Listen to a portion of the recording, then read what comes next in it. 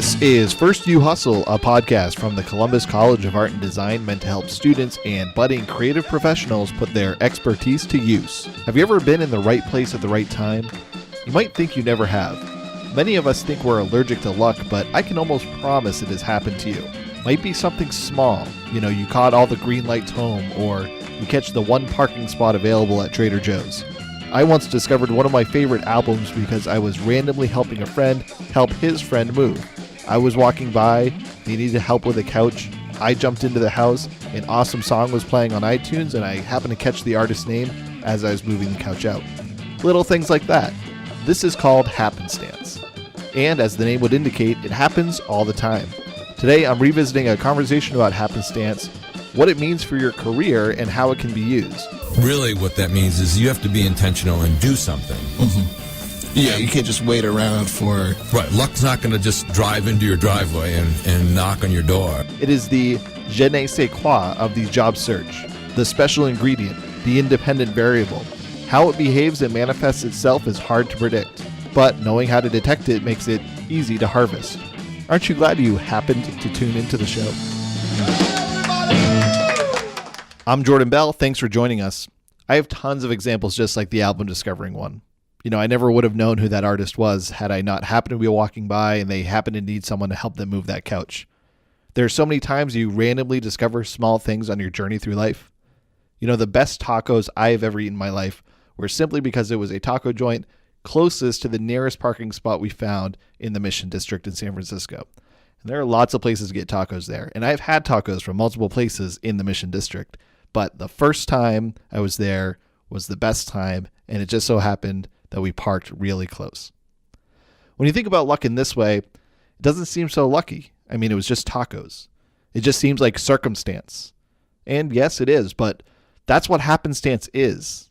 It's the benefits of the circumstances you are in. You have control over your circumstances. You do not have control over the benefits. So how do you change the circumstances? Which circumstances are most likely to provide these kinds of benefits? That is what we will be talking about today, and I'm revisiting a conversation I had with an expert on the topic from an old show I did in Maine called What Are You Doing? I'll play some portions from my interview with Jim Peacock in just a few minutes. When we hear tales of happenstance, it is usually relatively mundane things, like mind-blowing tacos, for example. Or it could be love stories. Love stories are also ripe with happenstance, the it just so happened type of story. None better illustrated than this true story retold by actors in Nora Ephron's movie When Harry Met Sally. We were both born in the same hospital. 1921. 7 days apart. In the same hospital. We both grew up one block away from each other on the Lower East Side. On Delancey Street. My family moved to the Bronx He when I lived was on 10. Fordham Road. Hers moved when she was I 11. lived on 183rd Street. For 6 years, she worked on the 15th I worked for floor a very prominent as a nurse, neurologist. where I had Dr. to practice Bemelman. on the 14th floor, the very same We building. never met. Never met. Can you imagine that? Do you know where we met?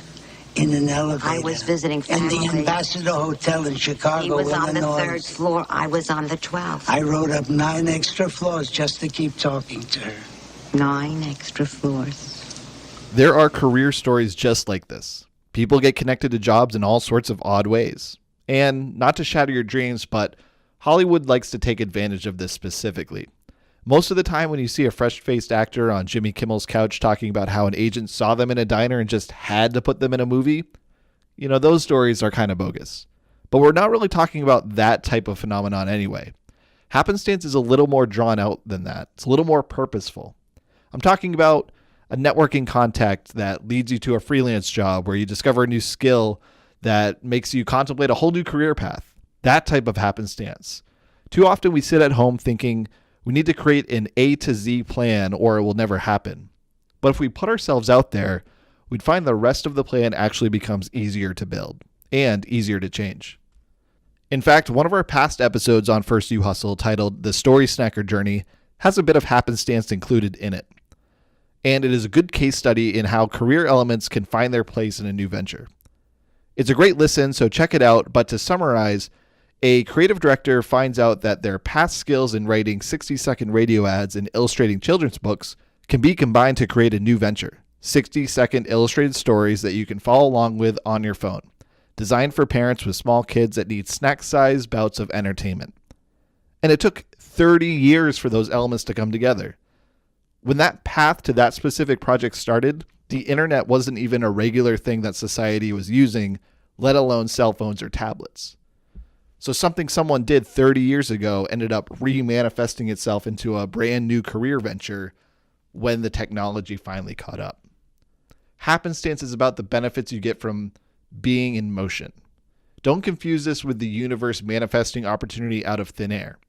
Every career success story that has a dose of luck or happenstance in it is also masking the fact that a motivated, skilled individual was behind it and able to land the position. So keep perfecting your skills to discover new paths. Open up yourself to stumbling upon people, places, or things that you never considered before. Here's my interview with Jim Peacock, and after I'll give you some specific examples of how you can start working the happenstance part of your career development. As mentioned, this is from a past show I used to do called What Are You Doing? It took place in Maine, and we were talking about careers in general. So if you see references to non-creative careers or the state of Maine, that's why. Here's my interview. There's so much to talk about because you really run the full breadth of career development. But I wanted to start with happenstance because to me, it's the most interesting because we can't factor for it. Or maybe my question to you is, can we factor for happenstance in our job search? Yeah, actually, John Crumboltz, who is the one of the three people who really developed the happenstance learning theory, really talks about creating luck. And you can create luck. And there's actually other people that have written on the topic too. And what they're really talking about, and I like to call it intentional serendipity. So when I'm working with people, I always use the words intentional serendipity, and that is really what that means is you have to be intentional and do something. Mm-hmm. Yeah, you can't just wait around for... Right, luck's not going to just drive into your driveway and knock on your door. I have a job for you. But if you get in your car and you drive somewhere and you meet some new people, then that's when chance can happen. And chance is just part of our lives. I mean, but you can make it happen by stretching yourself. And I think the happenstance is for the example of, if you get in your car and you drive somewhere, to not overthink it. To not think I have to go meet this person or that company necessarily, but just to maybe put yourself out there and see what happens. Is that how happenstance happens, or can you plan specifically for I'll run into this person or I want to run into these types of people? Like, how much control do you actually have over what luck comes down the road? For me, I always have my happenstance filter on. I always talk about this with career people and people I'm working with, is that it's sort of a filter that you just have on, that you just the way your perspective. It's your perspective of whatever you're doing. For me, one of the examples is, for years I've always had students or people I'm working with do informational interviews. Well, if you're interested in being a physical therapist, you should go talk to a physical therapist. It's not that you're just driving to a destination. You're driving to some place because it's purposeful, because it's intentional. Mm-hmm. But what are you going to discover? What might you discover by accident along the way? And you got to be willing to say, maybe I ought to check that out. So it's a different filter. It's almost like taking the blinders off. Like, you're going down a path, but you're also looking for the forks. Yeah. So, or a path. People, again, it might not be the fork in the road. It might be the path in the woods. Right. I mean, it's literally saying being open to change and being open to opportunity and discovering something truly by accident. And we do it every day. It happens all the time. I believe you. But I feel like... oh, no. But I feel like, when I work with students, I feel like you try to tell them something like that, and they're like, okay, yeah, like I'll end up liking... I'll find something that I like eventually, and, because everyone has that same story that's been working for a while, that, they made this move, or they realized this, and that led them to that, and then eventually they get to the point where they're very happy in their career and they're satisfied. And I just feel like students don't buy...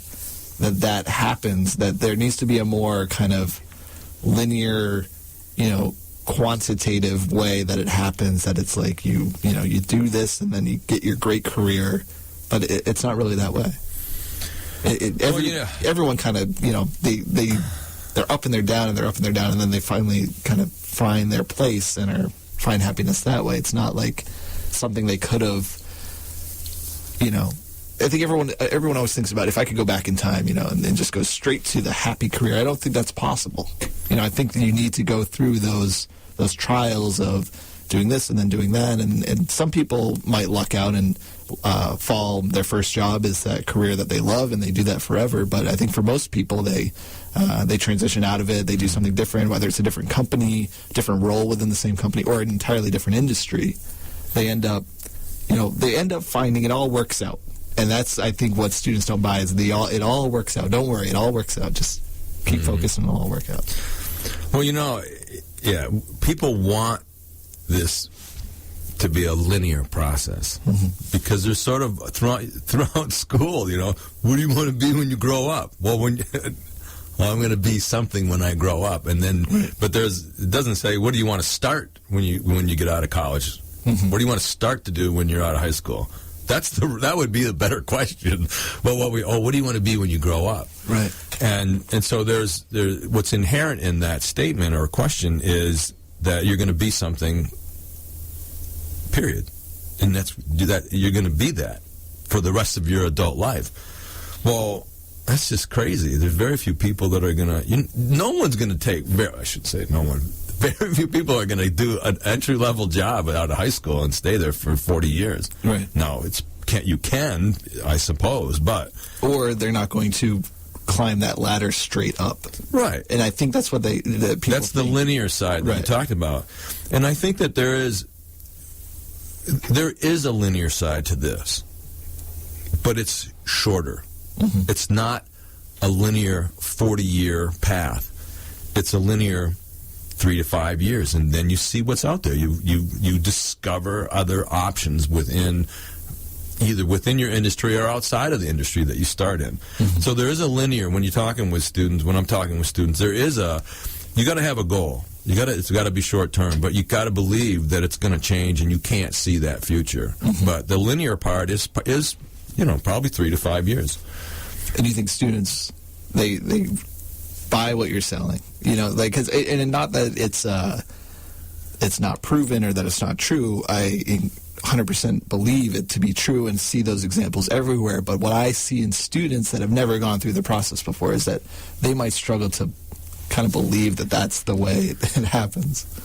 And I think part of that is because particularly people that are currently college age, a lot of times their parents were in that time where it was linear. You get that job, and then it's the gold watch and the retirement party, and that's kind of the 30-year, 40-year career in one company. And so, not that they're being told, maybe they are, that that's the way, that's what they need to expect, but that's just what they grew up. That's the environment that they grew up in, and that's totally not the environment today. I think I find some students are relieved when I tell them that, because there's so much pressure to say, I'm going to be this when I graduate. But there's still a ton of students who are kind of going, I don't really know what it is I want to do. And I say, don't worry about it. We all make the best decisions that we can at the time with the best information that we have.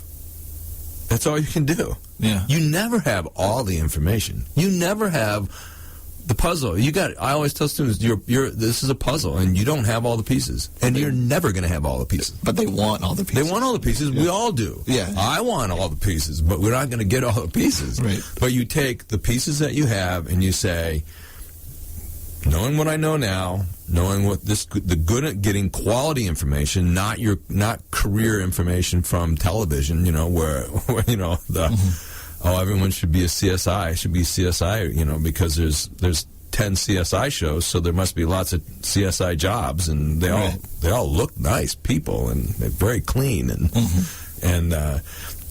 don't get your information from get quality information, go to quality sites. And then I think for a lot of people, they need career coaching. They need to see somebody. They really should see someone who's got a perspective like you and I do of this career development process. You make the best decision that you can at the time with the information that you have. Mm-hmm. And I think students are often relieved to go, all right, well, for 5 years, 3 to 5 years, I'm going to do this. And I say, pay attention. Look around. Go have lunch with people. Go have, even for internships, when students have internships, we talked about happenstance, you're exploring that internship job, that niche. I said, but make it purposeful. Make it intentional that you are going to discover something in your internship this summer. Go in there and go have coffee with somebody. Look around and see who else is out here. What are the skill sets that people are using? What's the kind of person that gravitates to this other job? Because it doesn't matter what industry you're in. There's different people in these industries. People need to be doing internships, and they got to be out there. They got to get closer to the world of work. They got to get out there and go, that's not it. Or, I think this industry, is it nonprofit? Is it for-profit? Is it private? Is it public? Is it government? You got to narrow this down. Mm-hmm. And most people know what they don't want to do. Right. So if you know what you don't want to do, then you kind of know what you do want to do. Right. You can back yourself into it. Okay, so how can happenstance work for you? As mentioned in the interview, you can't go in with a specific intention of what you plan to get out of it. So you really are just looking for the scenarios where different doors present themselves. For this reason, networking is a very good generator of happenstance. It is hard to know who the right people are, but by knowing people, you can more easily get connected to the right people. A networking contact may refer you to a colleague, urge you to explore a new career path, or help you discover a job function that you had never thought of before. This is happenstance. The circumstances of being in the right room with what will end up being the right person. It's a game of serendipity. You can't know a networking event or a gallery opening or a film premiere will get you into a conversation about a new career path, but it might. And by attending events like that, you're opening yourself up to the possibility of those conversations or those connections. So here are some things that you can do. 1, take jobs, freelance positions, internships, other part-time creative work, clubs, volunteering, any sort of opportunity to put yourself to work is a great way to grow your network, showcase your skills, and make you more discoverable. Quality work done for one client may turn into 3 new client referrals. An internship in one functional area may reveal your natural skill area for another. A bad experience can help you weed out and avoid potentially bad career paths. Another thing, ask questions, be curious, ask for advice, learn about different industries. For creative work, timing can be everything. So by being active, whether by being inquisitive or offering creative input, seeking critique on creative ideas, and so forth, you are more likely to be in the right place at the right time, as opposed to being in the right place but never knowing when the right time is. Timing is a key thing to consider. Where are you in your career development? Without taking the first steps to organize your skills, continue improving and understanding where your skills can be applied for work, you'll find you are missing the right timing for opportunities. Things can pop up at any moment, but if you aren't prepared to take advantage of that moment, then it'll be the right place, but the wrong time. So happenstance is most useful after you do some self-searching and really understand what you can do. You'll also want to have a portfolio, resume, and other items ready to be shared for quick reaction to new introductions or connections. You'll want to be able to talk about what you can do, how you do it, and share examples should it come up. Again, happenstance isn't a magic wand or a handout. It is just circumstance. Being able to take advantage of the circumstances comes down to your own professional preparation. However, happenstance can also affect your own professional preparation. By putting yourself out there to discover new things, it may affect how you brand yourself, what you choose to study, or where you decide to do internships. Happenstance isn't just about producing job leads. It could be planting seeds, giving you new inspiration, or showing a new perspective on something. This is always a tricky topic for me. I want to avoid sounding like your job search is not something to be structured or planned. It should be. Just be flexible and open to new possibilities. Think of it this way. When I hear a student grumbling about a lack of opportunities, that they can't find internships, they can't find job leads, and then I find out that they're not attending networking events, they're ignoring opportunities to volunteer, take freelance jobs, or other activities to get them out there, it is no wonder the job search feels stalled. Nothing is happening because they don't happen to be doing anything. If you keep yourself in motion, you'll find you always have options. You'll always see more to explore. Beyond happenstance are the things you have absolutely no control over. These are the universal signs and coincidences that may be equally motivating to you in your decision making. While there are usually scientific explanations for these phenomenon, I can't, as a career advisor, say you should ignore them. They've happened to me. So here's a quick story. A couple years back, when my wife and I were living in Maine, actually around the time when my interview with Jim Peacock was recorded, we felt as though we were at a crossroads in our careers. Having ties to Columbus, we always had an inkling to come back, but was it the right time? Is it a wise career move? We had good positions in Maine. We were on boards for different organizations. We had contacts. We had a pretty solid professional presence there. But Columbus felt like it was calling, and we didn't know what to do. So over the summer, we were on a trip to Iceland, and we're way, way out off the beaten path. We had somehow navigated our compact rental car onto a remote peninsula in the northeast corner of the country, just above the Arctic Circle line. At the end of the road was a flowing meadow, a small cemetery, and a tiny church. We were the only ones there. An inlet to the ocean was lined with steep green hills. It was very magical.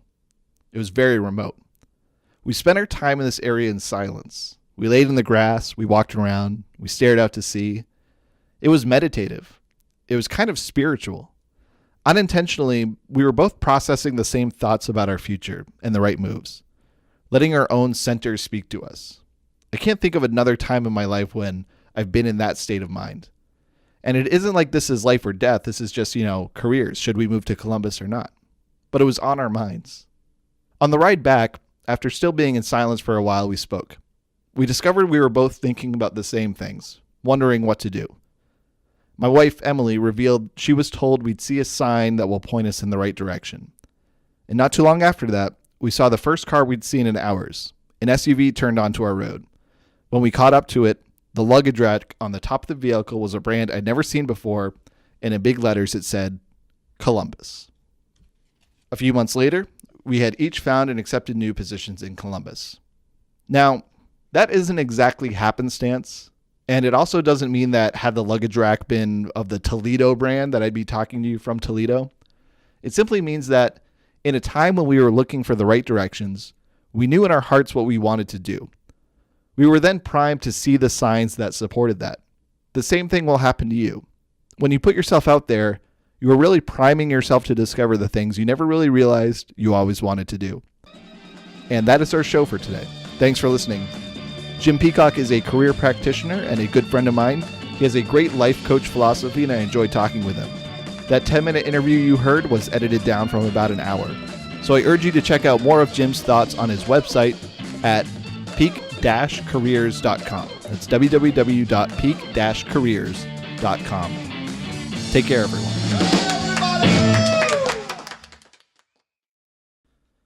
Our theme song is Jimmy H. Boogaloo by the Juanitos. Creative Commons license from the Free Music Archive.